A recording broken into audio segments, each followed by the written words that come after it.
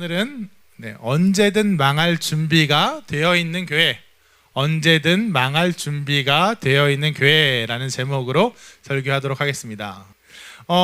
이 제목은 언제든 망할 준비가 되어 있는 교회, 이 제목은 사실 제가 봤던 어느 창업주, 어느 외국 회사 창업주의 인터뷰를 보다가 발견한 문구에서 따온 제목이에요. 그 사람이 큰 기업을 하나 창업을 했는데 이렇게 인터뷰를 하다가 이렇게 얘기하는 거예요. 회사의 궁극적인 목표가 뭐냐?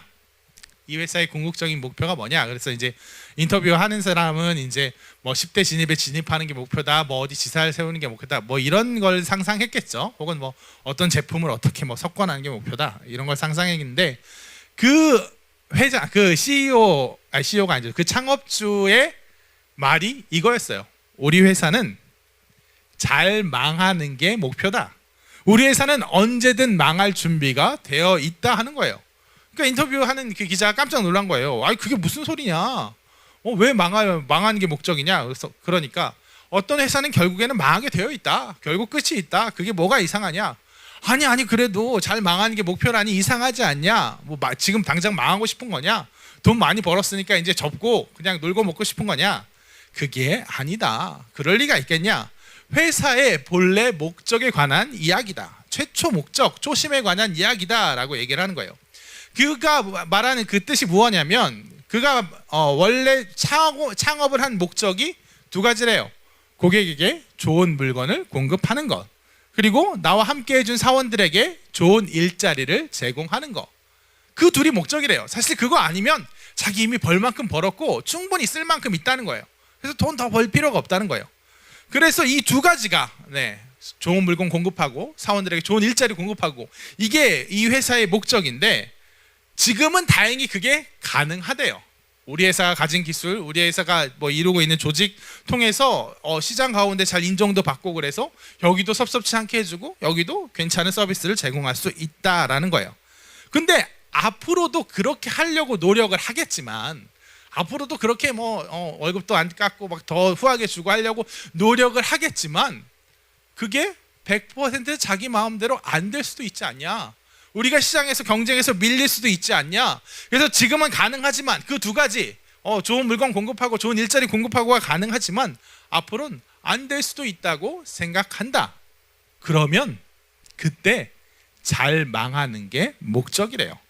그럴 때 원가 절감한답시고 물건의 질을 슬쩍 낮춰가지고 고객을 속인다든가, 사원들을 억지로 쥐어짜서 뭐 임금 뭐 깎고 뭐 어떻게 괴롭히고, 그래서 뭐 필요 없는 사람 막 내쫓고, 이래서 회사가 존속하기를 원치 않는다는 거예요. 그럼으로써 오히려 목적과 수단이 뒤바뀌는 이야기, 그거는 싫다는 거예요. 내가 좋은 일자리 공급하고 좋은 물건 공급하기 위해서 이걸 차렸는데 나중엔 이 회사 자체의 존속이 목적이 되어서 나쁜 물건 속여갖고 공급하고 사원들에게 정말 좋은 일자리가 아니고 나쁜 일자리로 부려먹기를 원하지 않는다. 그렇게 되지 않게 해서 최선을 다하겠지만 만약 정말로 한계가 오면 가급적 모두가 손해보지 않는 방향으로 사원들 잘 교육시켜서 좋은 회사로 옮겨가게 하고, 그리고 회사 재산 잘 청산해서 지분 가진 사람들도 손해보지 않게 잘 정리하는 게 목적이다라고 인터뷰를 하더라고요. 그러면서 회사를 살리기 위해서 사람을 죽이는 선택이 아니라 사람을 살리기 위해서 회사를 죽이는 선택을 하겠다. 그게 나의 목표다. 그때 가서 내가 그런 선택 잘 할 수 있도록, 욕심이 앞서지 않도록 나를 위해 기도해달라 이러더라고요. 그러면 어때요? 멋있지 않습니까? 우린 이렇게 생각하잖아요. 기업은 이윤 추구하는 데야, 당연한 데야, 돈 벌기 위한 곳이야. 근데 그 목적을 이렇게도 볼 수 있구나 하는 것이 대단하다 싶었고, 또 어쨌건 저쨌건 한 회사의 사장인데 거기 회사에 대한 뭐 예정도 있을 거고, 그로 인한 사회적 위치, 어떤 이득도 있을 텐데 딱 자기의 원래 목적, 자기가 처음 가졌던 목적을 위해서만 존속하고, 그러지 못하게 될 때는 목적과 수단을 혼동하지 않고 이 목적을 가장 앞세워서 정말 그냥 차라리 이걸 없애버리겠다 하는 게 매우 인상 깊었어요. 여러분, 그러면 오늘 제목은 그거를 제가 교회에 적용한 건데, 여러분 그럼 교회는 어떻습니까? 교회는 어때요? 교회도요, 그 목적과 본질이 분명한 곳입니다. 물론 교회는 회사가 아니에요. 공동체예요. 공동체니까 조금은 다를 거예요. 망하느니 정리하느니 하는 말에 대해서 회사보다 훨씬 더 신중하게 말할 필요가 있습니다. 하지만 이것만은 분명히 해야 될 필요가 있다는 거예요. 교회 역시 원래 목적을 위해서만, 성도들이 말씀대로 살아가는 터전으로서만 존속해야 한다는 거예요. 교회는 어디까지나 예수님을 믿는 사람들이 머리 대신 예수 그리스도 가운데서 한 몸을 이루고 말씀을 따라 목숨 바쳐 생명을 살리고 영혼을 구원하는 공동체가 되어야 됩니다. 그게 교회예요. 그냥 이래도 좋고 저래도 좋고 뭐 주일마다 예배는 드리고 다니는 사람들이 그냥 예수를 믿는다고 이야기는 하고, 그래서 구원을 받았으려나 보다라고 생각하지만 또 어느 때 보면 아닌 것도 같고, 이렇게 헷갈리는 그런 애매하고 아리까리한 그런 집단이 아니라 생명과 구원, 믿음과 말씀이 살아 숨쉬는 곳, 그것이 바로 교회라는 거예요. 예수께서 피를 주고 사신 교회는 반드시 그런 곳이어야 합니다. 그렇다면 이러한 교회는 어떻게 이루어지느냐? 오직 성령으로만, 성령의 역사로만 이루어진다는 거예요. 예수를 믿고 한 몸이 되고 정말 목숨 바쳐 소명을 이루는 이 일에서 가장 먼저 믿는 것, 이 믿는 것 자체가 누구의 일이냐? 성령의 역사라는 거예요. 내가 믿고 싶다고 믿어지는 게 아닙니다. 믿어야지 예수를 믿어야지, 믿어야 구원하니까 예수를 믿어야지, 십자가에 달려 돌아가셨다는데 그거 믿어야지, 아무리 되뇌인다고 믿어지지 않아요. 왜 안 그렇겠어요? 사실 1 더하기 1은 2야, 이런 건 차라리 납득이 되는 얘기니까 믿어질 거예요. 하지만 이거는 애초에 복음은 믿어질 만한 이야기가 아니에요. 전지전능하신 하나님의 아들이 나를 위해 죽었다. 그래서 그 아들을 믿기만 하면 내 죄를 용서받고 천국에 간다. 하나님께서 그만큼 나를 사랑하셨다. 이게 아무리 봐도 사실 합리적인 이야기입니까? 아니에요. 말이 안 돼요. 아니 대체 왜 가치 있는 걸 위해서 가치 없는 걸 희생하는 게 당연한데, 덜한 걸 가치 천한 것이 귀한 분 위해서 희생하는 게 당연한데, 이게 반대잖아요. 이게 납득이 안 되는 거예요. 이게 뭐 머리로는 또 그래 그만큼 사랑하셨지 뭐 명분이 있지만 피부로 와닿는 게 다른 거예요. 이 부족한 나를 위해서, 이 불쌍한 나를 위해서, 아무것도 아닌 나를 위해서. 또 사람들도 나에 대해서는 또 잘 받아들여요. 너를 위해서 이걸 못 받아들여요. 저거 보면 저 구원받으면 안 될 사람인데 예수께서 저희 죄를 위해서 돌아가시고 쟤도 구원받는다 그러고, 또 내가 하나님 말씀대로 살아가려고 나는 좀 몸부림치는 것 같은데 쟤는 그냥 아주 막 나가고 아주 못된 놈인데 너무나도 잘 되고, 악인은 형통하고 의인은 핍박받고, 이 모든 것들이 사실 안 믿기는 일투성이에요. 하나님의 아들이 나를 위해 돌아가시다, 그 사실도 잘 안 믿기고, 하나님이 살아계시면 왜 이런 일들이 일어나 하는 그 얘기도 정말 한가득이에요. 그래서 원래 정말 정상적인 마인드로는, 이성적으로는 이 복음을 믿을 수가 없어요. 합리적인 사람들, 합리에만 갇힌 사람들, 합리적인 그 마인드 이상의 것을 볼 수 없는 사람들은 이거를 도저히 납득할 수 없는 이야기예요. 그래서 이 믿음은 노력과 훈련으로 되는 것이 아닙니다.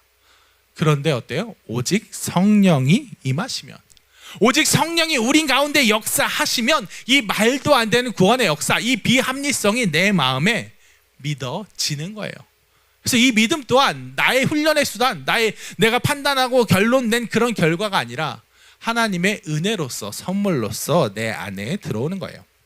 오늘 본문 16절을 보시면 성령에 대해서 뭐라고 나와 있느냐? 그가 또 다른 보혜사를 너에게 주사. 성령이 또 다른 보혜사라고 우리에게 있어요. 그리고 영원토록 우리와 함께 계신다고 하죠. 보혜사란 뭐냐? 돕는 분, 변호하는 분, 위로하는 분, 여러 가지 뜻이 있는데, 그래요, 우리를 돕고 책임지신다는 거예요. 우리를 책임지시는 분. 근데 어떻게 책임지세요? 영원토록 끝까지 책임지시는 분이에요. 하나님께서는 성령께서는 우리가 하나님을 믿고 하나님을 따르고 하나님 앞에서 정말 잘 살아가도록 성령께서 우리를 강하게 움켜잡아서 끌고 가신다는 거예요. 그래서 성령은 기본적으로 우리 마음속에 신비한 것, 신기한 역사를 나타냅니다. 이해되지 않고 납득되지 않는데, 성령께서 내 마음을 정말 내 가운데 내가 나를 알잖아요. 내가 나를 아는데 내 마음속에 이런 믿음이 있다고? 내 마음속에 이런 순종이 있다고? 내 마음속에 내 인생에 이런 헌신이 있다고? 놀라게 할 정도로 나의 마음속에 신기한 일들, 신비한 일들, 그런 역사로 우리를 이끄시는 분이에요. 그래서 성령께서 역사하시면 그때 비로소 믿음이 생깁니다. 성령에는 이 예가 세 군데, 특별히 세 군데가 나오는데요. 사도행전 말씀들 띄워주시면 좋겠습니다. 성령을 받은 사람들이 복음을 전하니까 3,000명이, 베드로가 설교하니까 3,000명이 예수를 믿고 돌아왔습니다. 그 이후에 또 복음을 전하니까 5,000명이, 이번에 남자의 수만 5,000명, 뭐 여자 아이들은 또 더 모르겠죠. 그 사람들이 믿고 돌아왔어요. 심지어 그냥 숫자로만 얘기하는 게 좀 그렇다 싶었나 봐요. 숫자는 왕성하고 더 심이 많아지고, 근데 또 특이한 게 있었어. 뭐야? 허다한 제사장의 무리도, 가장 유대교 골수 분자들도, 가장 완강히 예수 그리스도의 복음을 거부하고 저항하던 사람들도 이 도에 복종하고 예수 그리스도를 믿더라 하는 이 얘기가 기록되어 있어요. 여러분, 성령의 역사가 비로소 우리의 아집, 우리의 고집, 우리의 죄성, 우리의 완악함을 깨고 우리에게 진짜 믿음을 심어줍니다. 성령께서 우리를 도우시는 가장 첫 단계, 가장 중요한 게 바로 그 믿음의 역사예요. 이게 진짜 믿음입니다. 여러분, 이거 너무 무시하면 안 돼요. 그래, 하나님 믿지, 너무 간단히 처리하면 안 돼요. 여러분, 하나님 믿는다는 거, 그렇게 강하게 붙든다는 거 결코 쉬운 일이 아닙니다. 누구도 쉽게 말은 해요. 누구도 쉽게 교회 다니면서 한 달, 두 달, 길게는 진짜 솔직한 사람은, 진짜 성격적으로 솔직한 사람은 한 6개월까지는 아직 잘 모르겠어요, 잘 안 믿겨요 라고 얘기해요. 근데 교회에 다닌지, 그냥 교회에 어쨌든 예배에 참여하고 왔다 갔다 한지 1년이 넘은 사람 치고 예수님 안 믿는다고 말한 사람, 전 한 명도 못 봤어요. 한 명 있었나? 아무튼 거의 못 봤어요. 왜? 흉내 내는 거예요. 흉내 내는 거예요. 다 그렇게 얘기하니까. 나만 이상할 수 없으니까. 또 나도 그런 와중에 나도 나를 속일 수도 있어요. 그런 흉내내는 믿음 얼마나 많은지 몰라요. 진정 내가 예수 그리스도를 믿고 그것을 내 마음에 심기 위해서 과연 내가 성령께서 역사하시는 그 믿음, 그 작용이 나한테 있었느냐? 그거 면밀히 검토해 봐야 돼요. 그리고 두 번째는, 여기 있는 우리 청년들은 다 그렇지 않으리라고 믿어요. 두 번째는, 물론 그렇게 성령께서 믿음을 주셨어요. 근데 그 믿음을 지금 이 순간에도 붙들고 있느냐? 그건 또 다른 문제예요. 빗발은 그냥 과거의 기억으로, 그래 내가 하나님께 예수님 어떻게 믿게 됐어? 그러면 꼭 대부분 중고등부 수련회 때 막 기도하다가 하나님을 만났어요. 그 다음부터 믿었어요. 벌써 20년 전 얘기예요. 벌써 15년 전 얘기예요. 그 이후에 아무것도 없어요. 이런 경우가 종종 있어요. 여러분, 그건 그냥 빗발은 기억이에요. 그냥 내가 그냥 그렇게 기억하고, 그러니까 그런 일이 있었으니까 그래 난 하나님을 믿어라고 생각하는 것일 수 있어요. 성령께 장악당하지 못하고 지금 이 순간 나의 생생한 고백으로 믿음을 고백하지 못하고 그냥 옛 기억으로서 얘기하는 거, 결코, 물론 그 사람이 한번 믿으면 하나님 책임진다 이런 교리적인 얘기도 있지만, 지금 이 순간 그가 믿음의 고백을 하고 있지 못한 거예요. 지금 이 순간 그가 성령의 역사를 통해서 하나님을 믿는 믿음 가운데 역사하지 못하고 있는 거예요. 그건 그냥 과거의 믿음이에요. 언제 다시 하나님께서 다시 그 믿음을 되살려서 하나님께로 이끄실지 모르겠지만, 엄밀히 말하면 지금 당장은 믿지 않고 있는 거예요. 믿지 않고 있는 거예요. 믿음을 까먹고 있는 거예요. 그래서 오직 성령이 임하셔야, 오직 성령께서 임하셔야 우리 가운데 믿음이 회복됩니다. 믿음이 살아납니다. 내가 받아들이기 힘든 그런 무수한 요소를 누르고 그 믿음이 내 안에 심겨져요. 그리고 그렇게 성령이 임하시면 의심이 사라지고 확신이 생기고요. 현재적인 그런 고백이 되고요. 그런 성령이 주시는 그 믿음 가운데 거하면, 그냥 나 예수님 믿지, 당연히 믿지, 처음 가야 되니까 믿지, 내가 교회를 다닌 지가 40년인데 믿지, 이런 당연한 입만 사는 믿음이 아니라, 그런 어떻게 보면 유사 믿음이 아니라 진짜 믿음 가운데, 진짜 확신 가운데 거하게 되면 어떻게 되냐? 능력이 임합니다. 같은 거를 해도, 같은 말을 해도 능력이 임해요. 성령이 함께하면 그가 하는 찬송이, 기도가, 특별히 사역자는 설교가 달라집니다. 이전과는 전혀 다른 능력이 임해요. 능력 없이 임하면 금방 티가 나요. 아까 흉내내는 믿음 얘기했죠. 어떤 사람은 진짜 그 사람이 믿음이 없다 그건 아니고 성령에 붙들리지 못한 사람이 하는 사역에는 흉내의 티가 납니다. 찬양 인도를 해도 이거 마커스 듣고 그냥 따라하는구나. 이거 그냥 어디서 들은 거 따라하는구나. 이거 자기가 해온 오랜 경험대로 따라하는구나. 나와요. 기도의 인도를 해도 그냥 남들 얘기하지 맙시다. 남들이 보는 시선 얘기하지 맙시다.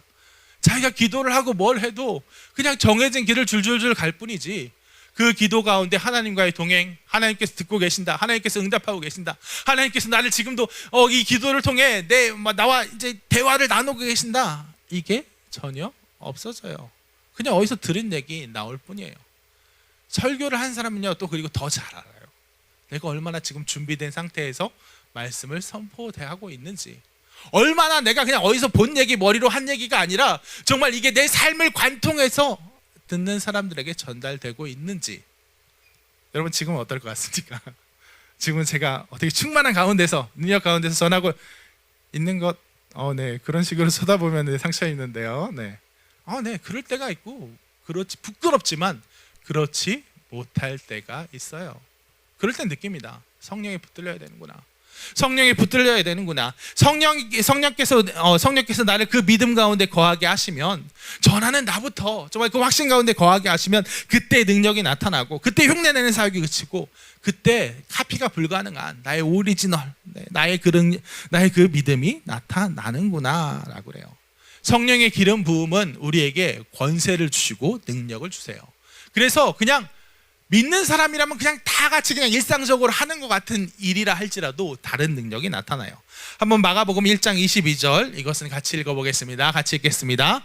무릇 사람이 그의 교훈에 놀라니 이는 그가 가르치신 것이 권위 있는 자와 같고 서기관들과 같이 아니함일러라. 아멘. 예수께서 말씀하시는데 서기관의 얘기 그냥 말씀하시는 거예요. 성경을 갖고 풀어서 얘기하시는데 그냥 하는 얘기예요. 똑같이 하는 얘기예요. 서기관들도 하고 성경 잘하는 사람 풀어 얘기하고, 그게 다르다는 거예요. 그 가운데 성령께서 역사하시는 게 다르다는 거예요. 그럼 여러분, 우리 교회에 대한 얘기하고 있죠. 교회의 성도들에 대한 얘기를 하고 있죠. 말씀 가운데 붙들린 사람, 성령께서 그 역사하시는 사람은 같아 보이나, 겉으로는 같아 보이나 다르다는 걸 말하고 싶은 거예요. 믿음부터 다릅니다. 그냥 앵무새처럼 흉내내고 그냥 과거에 해왔던 관성대로 얘기하고 그래 다 믿지 하고, 하지만 속은 어쩔지 모르는, 스스로도 속을 모르는 그런 믿음이 아니라, 진정 성령에 사로잡힌 믿음에 거할 때 능력이 나타나고, 같은 걸 해도 다른 능력이 나타나고 권위가 나타납니다. 그 다음 성령께서 그렇게 함께 하시면 어떤 일이 일어나냐? 성령께서 알려주십니다. 성령은 예수 그리스도의 영이다 라고 하고, 또 어떤 말을 하냐? 성령은 요한복음 14장 17절 한번 같이 읽겠습니다. 그는 진리의 영이라. 세상은 능히 그를 받지 못하나니 이는 그를 보지도 못하고 알지도 못함이라. 그러나 너희는 그를 아나니 그는 너희와 함께 계시며 거하시며 또 너희 속에 계시겠음이라. 아멘. 성령은 진리의 영이에요. 알려주시는 영이에요. 이해시키는 영이에요. 아까 신비라고 얘기했잖아요. 성령은 신비. 그래서 내가 생각하지 못하는 걸로 못하는 마음들을 막 주시고, 믿음을 주시고, 비합리적인 거 그냥 믿어져, 이런 영역, 그 뜨거운 불과 같은 영역이 분명히 있어요. 하지만 또한 성령에는 어떤 부분이 있냐면 진리의 부분이 있어요. 이해시키고 납득시키는 거예요. 아니 이거 왜 이렇게 되지? 제가 이제 교회 가운데, 예를 들어 제가 이제 저 사람 교회 가운데 가장 정말 미운 사람인데, 누구나 다 저 사람 때문에 상처 입는데, 그래서 저 사람 때문에 상처 입어서 교회를 떠난 사람도 있는데, 왜 하나님 일을 이렇게 풀어가시지? 왜 저 사람이 교회 가운데서 또 심지어 용납되고 막 자기 하시지? 왜 이 사람들은 왜 이 목사는 이 사람을 끼고 들지? 이해가 안 되다가도 하나님께서 말씀해 주는 그 이유 가운데, 그래, 그를 품음으로써, 그를 통해 아파함으로써, 그를 통해 아파한 사람들 그 견뎌냄으로써 이 공동체가 성숙해지는구나. 예를 들어 이런 깨달음을 알게 되는 거예요. 내가 삶 속에서 어떤 고난 가운데, 어려움 가운데 그렇게 있을 때, 하나님 대체 왜 이런 일이 내게 임하였습니까? 왜 이 불행이 임하였습니까? 사도 바울이 왜 이 간질, 왜 이 사탄의 올무가, 이 가시가 내게 임해서 3번이나 기도했는데도 이걸 옮기지 않으십니까? 족한 은혜이라 깨닫게 되는 거예요. 우리 삶 속에서 이해되지 않고 납득되지 않았던 것들을 이해시키는 분, 납득시켜 주시는 분이에요. 그래서 이런 사람 가운데는 굳은 믿음이 있고 능력이 나타나고 또한 하나님의 뜻이 무엇인지 아는 사람은 분명히 그 걸음이 달라집니다. 내가 어떻게 하나님 말씀대로 어떻게 살아가야 되는지 모르는 사람이 아니라 분명히 믿음과 확신을 가지고 능력을 가지고 어디로 가야 될 줄 아는 사람 성큼성큼 걸어 나가게 되는 거예요. 그리고 그 다음으로 성령께서 어떤 역사를 하시냐면 요한복음 14장 26절을 같이 읽겠습니다. 같이 읽습니다. 보혜사 곧 아버지께서 내 이름으로 보내실 성령 그가 너희에게 모든 것을 가르치고 내가 너희에게 말한 모든 것을 생각나게 하리라. 아멘. 생각나게 하리라. 생각난다는 건 뭐예요? 따르게 한다는 거예요. 내가 말씀대로 살아가느냐 아니냐 하는 그런 기로에 서 있을 때 내가 삶 속에서 막 그냥 자칫 내 마음대로 자칫 내 욕망과 죄된 옛 습관대로 가려고 할 때 생각나게 하시는 거예요. 아, 이랬지. 이 말씀을 이렇게 하셨지. 하나님 성경에 따르면 이러면 안 되지. 내가 예수 그리스도의 십자가의 그 보혈의 사랑의 그 빚진 자로서 이러면 안 되지. 생각나게 하시는 거예요. 그러니까 어때요?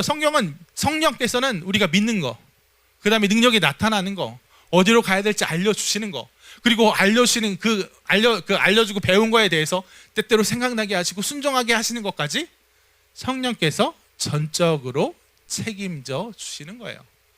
그래서 성령이 임하면 달라지는 거예요. 똑같은 교회 같아도, 똑같은 성도 같아도 믿음의 시작부터 믿음의 결과까지 달라지는 거예요. 그 삶까지 달라지는 겁니다.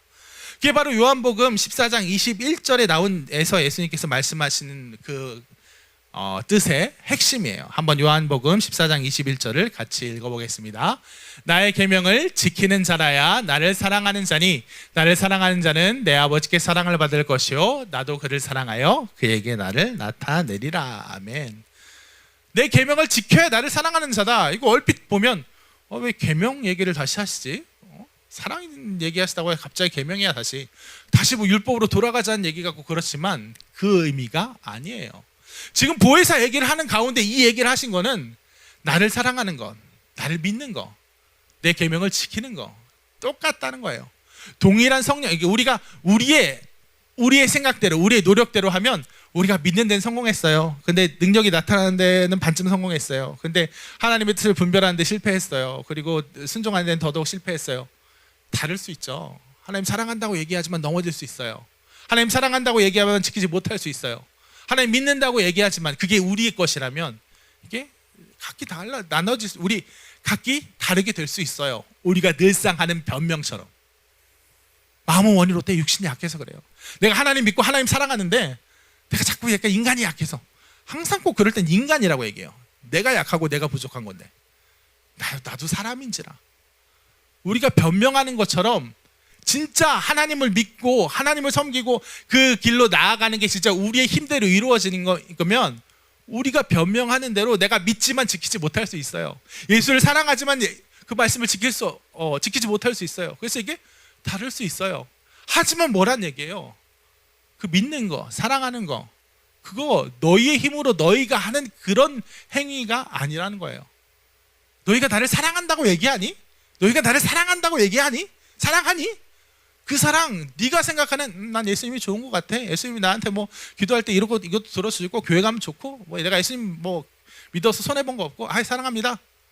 그런 사랑이 아니라 네가 나를 정말 사랑한다면 그 사랑은 어떤 사랑이 돼야 되냐? 네가 나를 믿는다면 그 믿음은 어떤 믿음이 돼야 되냐? 성령에 사로잡힌 믿음이 되어야 된다. 그게 진짜 믿음이고 진짜 사랑이다. 그러지 아니하면 그거 진짜가 아니다. 그리고 만약 네가 진짜 그렇게 성령에 붙들린 믿음, 그 성령에 붙들린 사랑에 거한다면 지키게 된다. 지키도록 성령께서 책임지신다. 인도하신다. 그래서 지키는 자라야 사랑하는 자다. 성령의 능력이 정말 하나님의 말씀대로 살아가는 그 지킴, 그 순종으로 나타나는 사람이야. 말로 그 사람만이 진정 성령께서 주시는 믿음 가운데, 사랑 가운데 거하는 자다. 이런 고백이에요. 성령께서 하시는 것, 성령께서 책임지는 교회의 진정한 모습, 교회의 진정한 본질, 교회의 진정한 목적, 교회 안의 성도로서 진정한 원래 목적과 본질을 얘기하고 계신 거예요. 그래요. 성령을 위해서만이, 성령의 역사를 통해서만이 우리는 우리의 본래 목적을 회복할 수 있습니다. 본래의 본질을 회복할 수 있어요.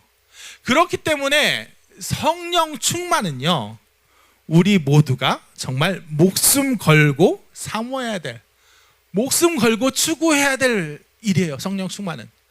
제가 이번 여름 수련회 주제를 점프라고 했죠. 뭐 이전과 단절, 뭐 불연속성하면서 이전의 인생이 아니라 쭉 점프라고 했고, 이번 특세 주제도 약간 비슷한 느낌 아니에요? 성령의 날개를 타고 비상하라. 여기 걸어다니다가 갑자기 날개를 확 날아다니게 되면 막 이전까지의 삶이 달라지고, 완전 달라지고, 이렇게 일맥상통하는 걸 보면, 이거 담임 목사님이 정하셨을 텐데 저도 약간 저랑 영성이 통하는 것 같지 않습니까? 감사해요. 그렇게 끄덕여줘서. 그리고 이렇게 하면, 좋은 의미로 그렇게 썼어요. 근데 이렇게 할 때 절대 오해하지 말아야 될 게 있어요. 왜냐면 그렇게 점프하는 사람, 비상하는 거, 점프하는 거, 비상하는 거, 이건 약간 뭐죠? 엑스트라 에디션을 한 것 같잖아요. 뭔가 추가로 확 더해지고, 그러면 완전 더해지고 막 피어나고 좋고 이렇게 느껴질 수 있잖아요. 그러니까 우리가 모든 사람이 그냥 하는 게 아니라 완전 특별한 사람들이, 확 튀어나온 사람들이 막 그렇게 할 때 엄청 좋아. 그런데 뭐 다는 못하겠지. 이런 식으로 받아들이면 절대 안 된다는 거예요. 성령 충만은요, 결코 정말 성령과 친한 사람들의, 하나님과 친한 사람들이 특별한 상태가 절대 아닙니다. 성령 충만은요, 예수 그리스도를 믿고 내 구주로 고백하는 사람이라면 누구나 강구해야 되고 누구나 들어가야 될, 그게 바로 성령 충만이에요. 성령 충만이 없으면 내가 하나님을 믿고 예수 그리스도를 내 구주라고 고백하는 거, 믿는 것 자체가 어때요? 제대로 안 된다고요. 내가 성령 충만이 없으면 어느새 내가 정말 그 믿음을 잃고 흉내내는 신앙, 내 과거의 옛 습관대로, 그 과거에 받았던 은혜대로 점점 빛이 바래져가는 그 기억에 의지해서 그냥 관성대로 나아가는 신앙이 될 뿐이에요. 그러다 보면 어떻게 돼요? 그러다 보면 내가 무늬만 남은 그리스도인이 되고, 그러다 보면 우리가 어느새 교회로서의 모습을 잃고 그저 종교 놀이하는 사교 모임으로, 예수 동호회로 전락하게 되는 거예요. 그렇게 된다면 어때요? 망하는 게 낫습니다. 조심스러운 얘기지만 그렇게 된다면, 물론 그렇게 안 돼야 되겠고 하나님께서 그렇게 놓아주시지 않고 은혜를 주시겠지만, 100번 1000번 양보해서 그렇게 된다면 그 사교 모임 망하는 게 낫습니다. 왜 쓸데없이 사람들을 그냥 난 예수 잘 믿고 있어 라는 착각 속에 빠지게 해서 멸망의 길로 걸어가게 하느니, 그냥 빨리 망해버리고 그냥 건강한 교회로 흩어보내는 게 나아요. 그러니까 교회는 결코 성령의 역사 없으면, 성령의 능력이 없으면 성립되지 않는 교회가 되어야 됩니다. 성령의 역사가 없어도, 은혜가 없어도 그냥 그럭저럭 버틸 수 있는 교회, 그럭저럭 그 내부에 있는 사람들을 잘 다독이고 그냥 내부에 있는 어떤 친화력으로, 관계망으로, 어떤 좋은 사역으로, 좋은 프로그램으로 그렇게 머물게 할 수 있는 것이 좋은 교회가 아니라, 성령의 역사가 떨어진다, 그럼 언제든 망할 준비가 되어 있는 교회가 진정한 교회입니다. 우리 교회가 감당하고 있는 것이, 우리 교회 가진 능력이 이만큼 많은데, 내가 이런 얘기 많이 들어봤어요. 우리 교회 주로 이제 높으신 분들이 자랑을 하는 거죠. 우리 교회 헌금이 얼마 쌓여 있고 빚도 없고, 그래서 한국 교회가 어렵다 그러는데 우리 교회는 지금부터 헌금이 안 들어와도 20년은 버틸 수 있어요. 안타까운 얘기지만 그건 정말 안타까운 얘기예요. 근데 더 심한 얘기는 못 하겠는데, 그건 정말 그 올무가 되는 얘기예요. 교회는 결코 그것이 교회를 지켜주지 않아요. 교회를 지켜주는 건 오히려 망할 준비가 되어 있는 거. 성령의 능력이 아니면 버겁게 정말 허덕이고 있는 그 모습이 오히려 교회를 지켜줘요. 내가 가진 게 이만큼인데, 내가 가진 게 100억이 있고 한국에 쌓여있는 게 100억이 있고 사람도 만 명, 2만 명 있는데 다들 너무 평온하게 그냥 잘 감당하고 있어서 은혜가 공급이 안 돼도 우리끼리 좋을 수 있어요. 좋은 사람들만 모였어요. 그리고 웬만큼 좋은 사람들만 모여가지고 그냥 그 안에서 하하호호, 은혜 없이도 10년 20년 버틸 수 있는 거, 그거는 진짜 어려운 교회고요. 우리가 진짜 가진 건 열인데 정말 100을 1000을 정말 감당해내느라 허덕이고 있는 교회. 그래서 이거 다 그냥 너무 힘든 가운데 이게 다 은혜로 했죠. 하나님이 안 도와주셨으면 못했어요. 만약에 하나님이 내일이라도 그 은혜 걷어가시면 우린 당장 망해요. 이게 강력한 교회예요. 어쩌다 보니까 정말 모난 사람, 뭐 날카로운 사람, 정말 인격이 정말 바닥인 사람들도 다 모여서 튕겨서 나가지 않고 다 모여가지고 용납이 돼서 이 안에 버티고 있어서, 진짜 그럴 때마다 하나님께서 말씀의 은혜를 주시고 예배의 은혜를 주시고 성교의 은혜를 주셔서 우리가 여태까지 버텨왔지. 은혜 떨어지면, 우리가 지금 은혜가 있으니까 이만큼 살고 있지, 은혜 떨어지면 서로 주먹다짐 할 거예요. 멱살 잡을 거예요. 그런 교회가 강한 교회예요. 그런 교회가 진정 어떻게 보면 우리가 추구해야 할 교회예요. 여러분, 우리가 만들어야 될 구도, 우리가 정말 사모해야 될 구도는 뭐냐? 아니면 차라리 망할 각오로 우리 삶을 오직 성령의 역사로만 성립하는 그런 구도로 만들어야 합니다.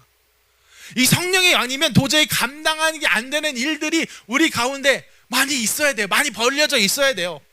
성령의 역사가 아니어도 뭐 그냥 워낙 좋은 사람들 있고 좋은 뭐 강사진 있고 그래서 교회 가운데 뭐 그냥 잘 뭐 그냥 성경을 그냥 아카데믹하게 하는 것만으로도 기쁘고 뭐 우리가 서로 관계를 나누는 것만 기쁘고, 그게 아니라 교회가 진짜 일은 잔뜩 벌여놨는데 능력에 비해서 엄청난 일을 뭐 많잖아요. 막 우리 속일 필요한 일들 막 무턱대고 막 벌려놨는데 성령으로 간신히 감당하고 있는 게, 그게 은혜로운 구도예요.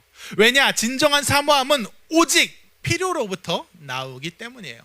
오직 필요로부터 나옵니다. 진짜 필요해야 사모해요.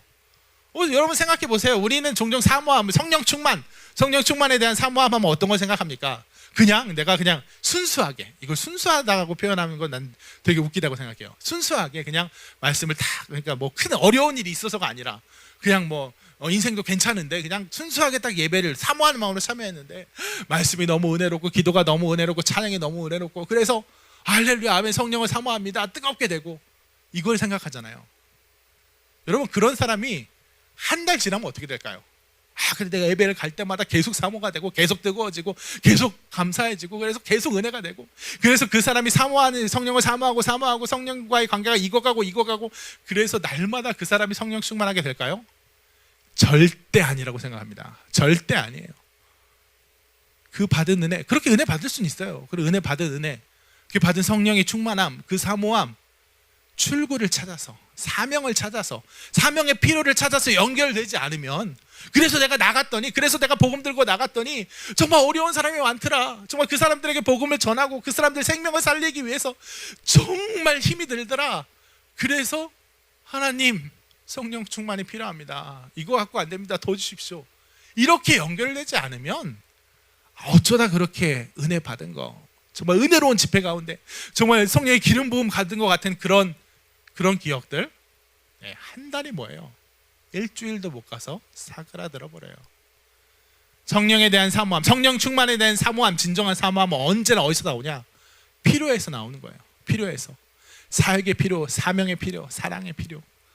하나님, 이 사람이 나를 진짜 힘들게 하는데요, 진짜 나를 힘들게 하는데 내가 세상 기준대로라면 내가 이제 성질 같아서는 그냥 단매에 그냥 나가 떨어지게 그냥 끊어내고 싶지만 한번 해볼랍니다. 그러니까 나 뭐 감당하지 못하게 했으니까 하나님이 제발 좀 어떻게 해주세요. 하나님, 내가 지금 이 자리를 하고 있는데 너무나도 역부족이에요. 내가 사실 뭐 내가 힘들진 않아요. 그런데 열심히 해봤자 오히려 사람들한테 더 악영향이 가는 것 같아요. 잘 끌어지지가 않는 것 같아요. 그러니 어떡합니까? 그게 마음이 아프네요. 하나님 도와주세요. 필요해서 나오는 거예요. 여러분, 특세 나오기가 왜 어렵습니까? 특세 나오기가 왜 어려워요? 장학금을 안 주기 때문에. 아니, 설마 공감의 웃음이 나왔는데 장학금을 안 주기 때문에 나오기 어렵습니까? 아니면 그래 지난주에 좀 강조를 했어야 되는데 다른 청년부 내부의 일에만 내가 골몰하다가 강조 못한 게 좀 후회되긴 했는데, 그래서 도목사가 특세 나오세요, 꼭 나오셔야 됩니다, 뭐 안 그러면 배신입니다, 이렇게 안 해서 나오기 힘들어요? 아니에요. 특세에 나오기 힘든 이유는 뭐냐? 특세에 나오지 않아도 괜찮기 때문이에요. 특세에 나오지 않아도, 특세의 은혜를 받지 않아도 내 삶에 문제가 없기 때문이에요. 특세의 은혜를, 정말 그 가운데 놀라운 은혜와 성령의 기름 부음을 받지 않아도 그저 내가 해오던 대로 내 능력과 내 한 몸 적당히 건사하면 그만인 인생을 살고 있기 때문이에요. 성령 없어도 그냥 괜찮은 그런 상태이기 때문이에요. 그리고 그런 상태는 정말이지 위험한 상태입니다. 정말이지 부끄러운 상태예요. 성령의 기름 부음 없어도 망하지 않는, 괜찮은, 그래서 괜찮은 것 같지만 오히려 낡아지고 있는 내 기억과 옛 습관과 옛 그 신앙의 그런 겉모습대로 유지되고 있는 그런 문제일지도, 그런 상황일지도 몰라요. 그리고 여러분, 성령 충만을 사모하십시오. 성령 충만 우리가 마땅히 사모해야 될 거예요. 누구만 특별한 사람이 아니라 성령 충만 가운데 정말 목숨 걸고 사모하십시오. 그리고 그거는 나의 각오와 나의 결심으로 되는 게 아닙니다. 사모할 수밖에 없게끔 내 인생을 디자인하십시오. 복음을 품고 이웃을 품고 사명을 품고 그리고 실제로 그 일들을 내 삶 가운데 실천하며 살아보십시오. 성령의 역사가 아니면 도저히 감당 못할 비전과 사명이 내 안에 들어오는 순간 어때요? 남이 뭐라고 하기 전에 내가 먼저 나오게 됐어요. 하나님, 하나님 내가 오늘 진짜 5분만 더 늦게 일어났어도 못 나올 뻔했는데 그러면 진짜 내가 오늘 버틸 수가 없었겠네요 하고 자기가 그냥 나오게 되어 있어요. 그 가운데 비로소 성령 충만에 대한 진정한 사모함, 그럴 때 성령의 기름 부어주시고, 그럴 때 좀 하나님 가운데 건강하게, 어떻게 보면 약할 때 강함 되는, 약할 때 강함 되시는 하나님의 능력을 체험하게 될 것입니다. 요즘 보면 많은 그리스도인들이 예전의 행복을 추억하고 있습니다. 예전에는 뭘 해도 좋았는데 막 기분 분위기가 좋고 또 교회 전반적인 분위기도 좋고 또 뭐 우리 청년부의 분위기도 막 좋았는데 약간 지금은 뭔가 뭐 불편하고 힘들고 막 어렵고 시들하고 그렇다고 해요. 그러면서 이제 때가 악해서 그런가요? 혹은 이제 저희도 나이를 먹어서 그런가요? 라고 이야기합니다.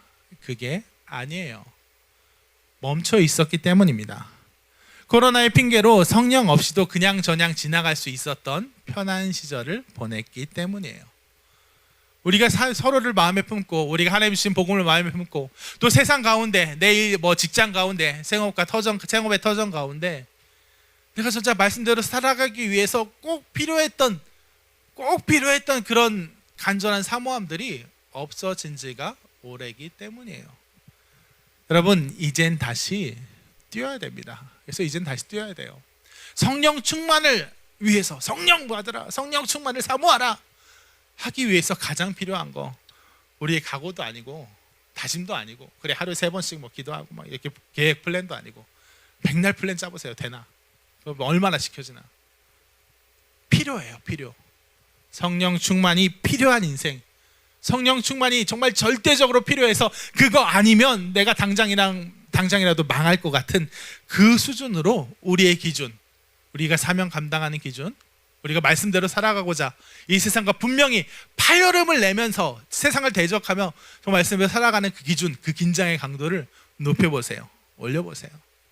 그럴 때 비로소 우리 신앙의 기준, 우리가 그 신앙에 따라 누리는 기쁨과 행복의 수준도 따라서 올라갈 것입니다. 말씀을 정리하겠습니다. 특세 나오기가 왜 힘듭니까? 왜 힘들었습니까? 특세 안 나와도 괜찮은 인생을 살고 있기 때문입니다. 이거 진짜 준비 안 했는데 문득 떠오르네요. 누구였죠? 윤동주였나? 시가 이렇게 쉽게 쓰여지는 것은 부끄러운 일이다. 하나님의 말씀대로 살아가는 게 이렇게 쉽다는 건 부끄러운 일이에요. 설교를 준비할 때 때로 너무 쉽게 준비된다는 것도 부끄러운 일이겠죠. 사역을 감당하는데 너무 그냥 예전부터 해오던 대로 한다는 것도 부끄러운 일일 거예요. 우리의 인생이 너무 쉽다면 특세 안 나와도 되고 강구하지 않아도 되고 무릎 꿇지 않아도 될 정도로 인생이 너무 쉽다면 잘못 살고 있는 겁니다.